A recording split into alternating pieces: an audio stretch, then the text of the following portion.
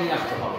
আমাদের প্রত্যেকটা স্কুলেই এবং আমার স্কুলের সকল শিক্ষক কর্মচারী যারা আছেন সরকারি নির্দেশনায়, মাননীয় প্রধানমন্ত্রীর নির্দেশনায় পেনশন স্কিমের আওতাভুক্ত হয়েছে।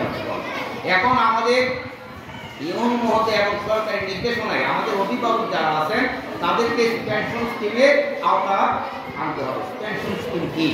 আমাদের মধ্যে অনেকে অভিভাবকরা আছেন সরকারি চাকরি করতেন, সরকারি চাকরি 60 বছর শেষ হলে কি পেনশন পেতেন না? পেনশন পেতে বড় বসে বসে পেনশন পেতেন।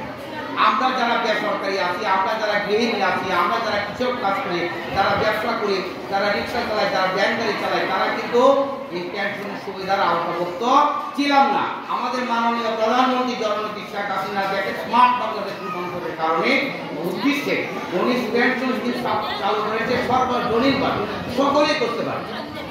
এটা কিভাবে করতে পারবেন?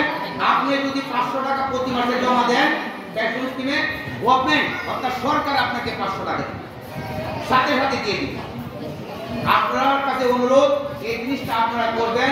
আপনার ছেলে আছে, মেয়ে আছে, মানুষের হায়াতের কথা বলা যায় না, মানুষের সুযোগ সুবিধার কথা বলা যায় না, আর কোনো অবস্থা তৈরি হয়। আজকে আমি সফল আছি, আমার ছেলে মেয়ে আমাকে বয়সে নাও দেখতে পারে, নাও চলতে পারে, তাই না? দেখাশোনা নাও করতে পারে। তা আমি পেনশন স্কিমের আওতাভুক্ত হয়েছি।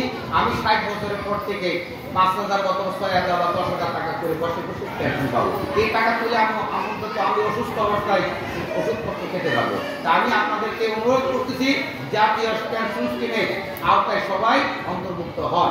আপনি যদি প্রতি মাসে সবগুলো খরচ বাঁচিয়ে, মনে করেন হাঁস আছে, মুরগি আছে, ডিম আছে, এগুলো বিক্রি করে যদি 500 টাকা সংগ্রহ করেন, কালেকশন করে পেনশন স্কিমে 500 টাকা জমা দেন, আপনাকে সরকার 500 টাকা দিবে 60 বছর বয়স পর্যন্ত।